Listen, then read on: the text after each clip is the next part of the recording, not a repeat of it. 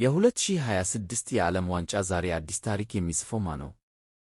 ዛሬ በ2026 የዓለም ዋንጫ ከሚጠበቁት ጨዋታዎች አንዱን እናያለን። ፉክክሩ ሁለቱን የዓለም የእግር ኳስ ጀግኖችን ክሪስቲያኖ ሮናልዶ እና ሉካ ሞድሪችን አንድ ላይ ያገናኛል።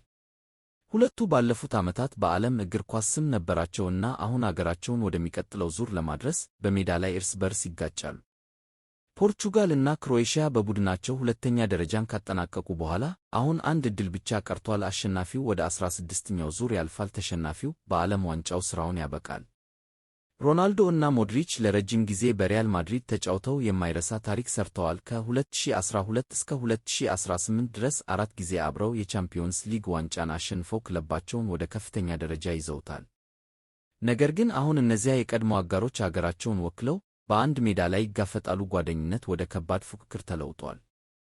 ሮናልዶ እና ሞድሪች በእግር ኳስ ታሪክ ውስጥ በጣም አስፈላጊ ተጫዋቾች ናቸው። ግን አንድ ብቻ ዛሬ ማታ ጉዞውን ይቀጥላል። ሞድሪች ወደ ቤቱ እንደሚመለስ ተስፋ አደርጋለሁ ሲል የፖርቹጋል አማካኝ ተጫዋች ቪቲንሃ ከጨዋታው በፊት ተናግሯል።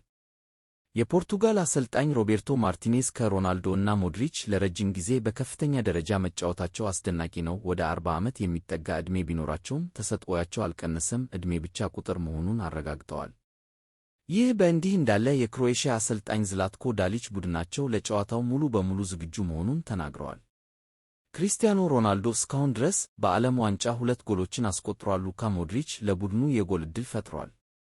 ይሁን እንጂ ዛሬ አንድ ትልቅ ጥያቄ ብቻ አለ። በታሪካቸው ውስጥ አዲሱን ምዕራፍ የሚጽፈው ማን ነው?